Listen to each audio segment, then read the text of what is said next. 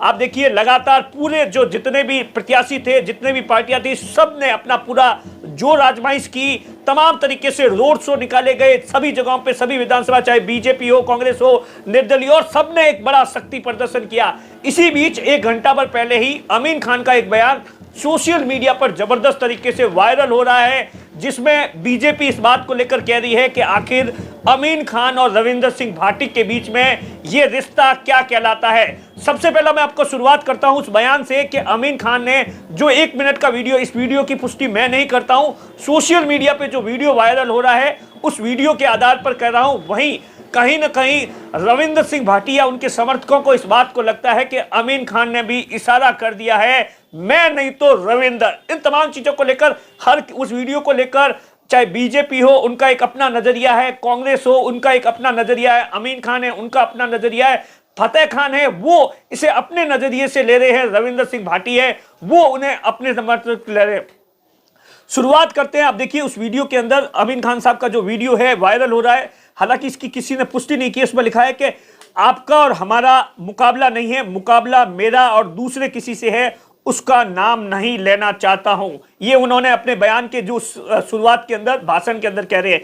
ये रविंदर सिंह भाटी मेरा लड़का है, ये अपने आप में बहुत बड़ी बात है कि रविंदर सिंह भाटी मेरा लड़का है। उसने मेरे को 2 बार फोन किया। क्या रविंदर सिंह भाटी ने अमीन खान साहब को 2 बार फोन किया है? इस बात को लेकर भी तमाम तरीके से सवाल है। लेकिन अमीन खान साहब आप देखिए, कभी भी उनका जो भाषण होता है, उनका जो वक्तव्य होता है, वो एक एक चीज जो बोलते हैं वो सोच समझकर बोलते हैं। और चुनाव से एन वक्त पहले 2 दिन इस बयान का है, वो बहुत बड़ा मतलब है कि 2 बार फोन किया। अमीन खान, किस्मत से मुझे ऐसा चक्कर आया है कि मैं आपके सामने खड़ा हूं। अगर आप जीत गए तो मैं सबसे ज्यादा खुशी मनाऊंगा। आप देखिए, ये अमीन खान साहब सीधे तौर पर कह रहे हैं कि रविंदर सिंह भाटी ने मुझे फोन किया और कहा कि मैं किस्मत से आपके सामने चुनाव लड़ रहा हूं, अगर आप जीत जाते हो तो मैं खुशी मनाऊंगा। मतलब ये अमीन खान साहब कहते हैं, और इससे बाद में इसे कहते हैं मानवता। मतलब अमीन खान यहां पर आप देखिए रविंदर सिंह भाटी की तारीफ कर रहे हैं, तो बीजेपी ये पूछ रही है कि आखिर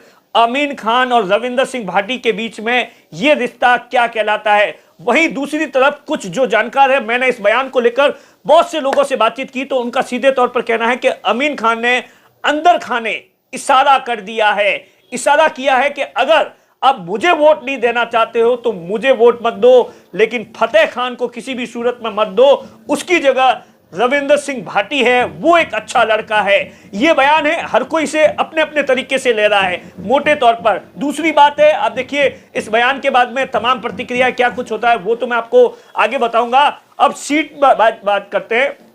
बाड़मेर विधानसभा के अंदर देखिए कांटे की टक्कर बताई जा रही है। आज जिस तरीके से प्रियंका चौधरी और मेवाराम जैन दोनों ने अपना शक्ति प्रदर्शन किया, पहले मेवाराम जैन ने किया, फिर प्रियंका चौधरी, और प्रियंका चौधरी का जो काफिला था वो यकीन मानिए बहुत बड़ा काफिला था। मेवाराम जैन ने भी एक बहुत बड़ा शक्ति प्रदर्शन किया। बाड़मेर के अंदर कांटे की टक्कर है, कोई ये नहीं कह सकता है कि हाँ ये आज के समय के अंदर जीत रहा है। ये एकदम साफ हो गया है कि कांटे की टक्कर है।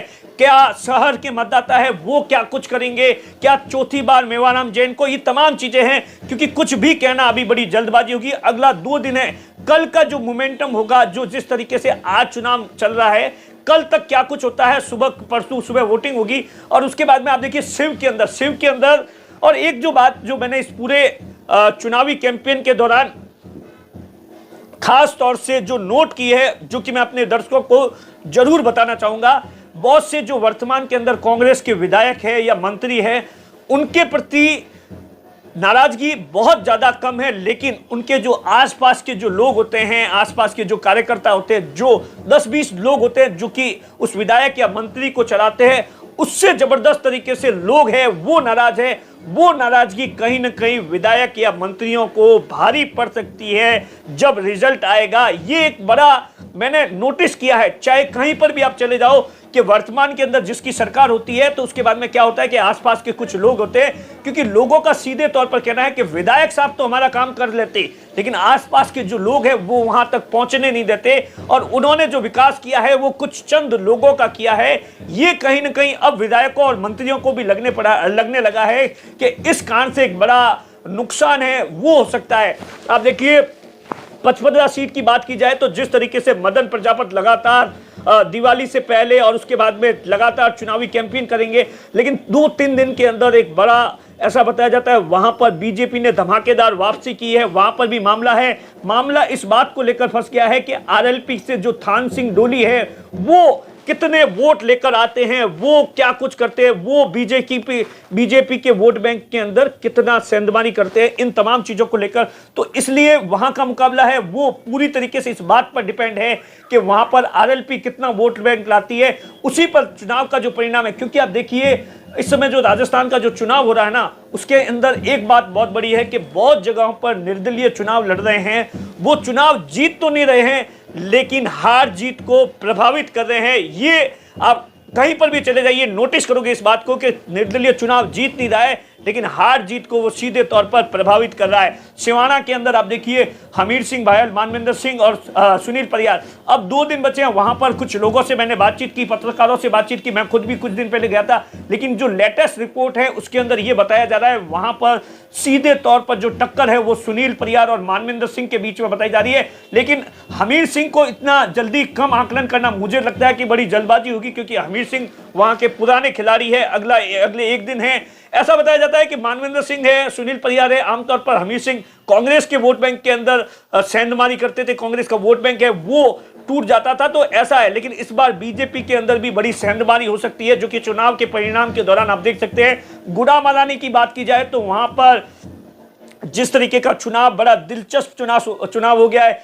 हेमाराम चौधरी है जो कि गांव ढाणी के अंदर जाकर लोगों से समझाइश कर रहे हैं। वहां पर पूरा का पूरा, क्योंकि ये चुनाव है वो पूरा आप देखिए कास्ट फैक्टर्स पर हो गया है चुनाव है, तो वहां पर भी आप देखिए जो बीजेपी के लिए एक सेफ सीट मानी जाती थी के विश्नोई, जो कि वहां से गुड़ामालानी से है, वो भी आज के समय के अंदर टक्कर के अंदर स्थिति के अंदर आ गए हैं। वहां पर आप देखिए वहां पर लगातार जबरदस्त तरीके से टक्कर है, कुछ भी कह पाना बड़ा मुश्किल है। जिस तरीके से पहले ये कहा जा रहा था कि हेमाराम चौधरी है वो चुनाव नहीं लड़ते हैं, तो वहां बीजेपी से कांग्रेस से कोई भी चुनाव लड़ेगा वहां पर बीजेपी है क्लीन स्वीप कर देगी। वो थोड़ा सा इस बार जो 5-7 दिन का जो माहौल हुआ है उसके बाद में चौहटन के अंदर देखिए जिस तरीके से तरुण राय कागा के लिए और हनुमान बेनीवाल की आज रैली के अंदर जो भीड़ उमड़ी है वो यकीन मानिए बड़ी भीड़ उमड़ी है, और इसी बात ने बीजेपी को परेशान कर दिया है, बीजेपी को जबरदस्त तरीके से परेशान कर दिया है कि क्योंकि आप देखिए आरएलपी वहां पर पिछली बार 25,000 वोट लाई थी, लेकिन इस बार बीजेपी के पूर्व विधायक है,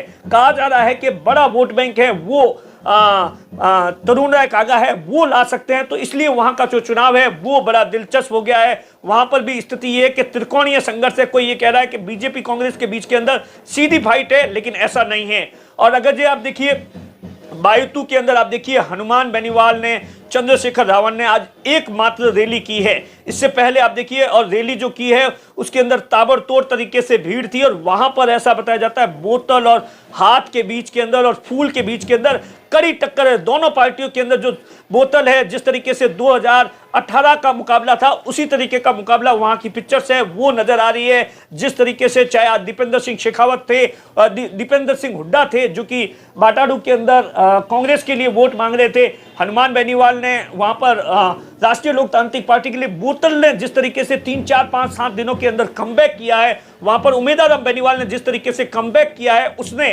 कांग्रेस और बीजेपी दोनों की नींद उड़ा दी है, ये कहा जा रहा है। वहां का चुनाव भी बड़ा दिलचस्प हो गया है। हो सकता है आपको 2018 जैसी पिक्चर्स है वो इस बार चेंज मिले, वहां पर ऐसा माहौल बताया जा रहा है। और उसके बाद आप देखिए जैसलमेर की बात की जाए तो वहां पर भी जो चुनाव है वो सबसे बड़ी बात है, वहां एक चीज जो मैंने नोट की कि विधायक के प्रति से ज्यादा जो छोटू सिंह है उनकी जो एक छवि है, छवि इस बात को लेकर ये कि उन्होंने कुछ काम नहीं किया तो किसी का बिगाड़ा नहीं किया, ये जो उनकी छवि है ये उनके लिए बड़ा प्लस पॉइंट बताई जा रही है इस तरीके से। वहीं आप देखिए पोखरण के अंदर भी जो चुनाव है वो पूरी तरीके से इस बार लोगों का सीधे तौर पर यही कहना है कि जिस तरीके से पिछली बार चुनाव है प्रतापपुरी है वो चंद वोटों से हार गए थे, इस बार नहीं है। वहां का चुनाव इसलिए भी दिलचस्प हो गया कि वहां कैबिनेट मंत्री शाह मोहम्मद ने पूरी तरीके से अपनी ताकत है वो झोंक दी है।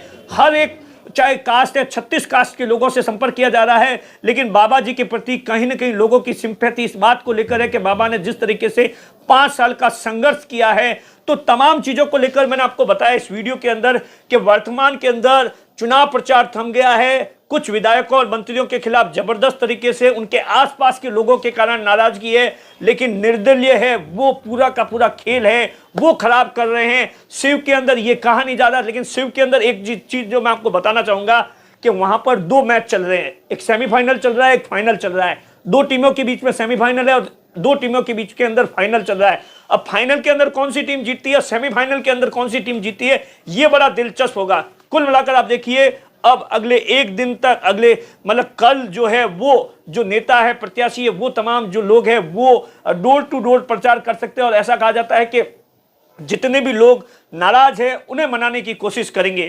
कैमरे के पीछे अशोक है, मैं आपका साथी दिनेश बोहरा।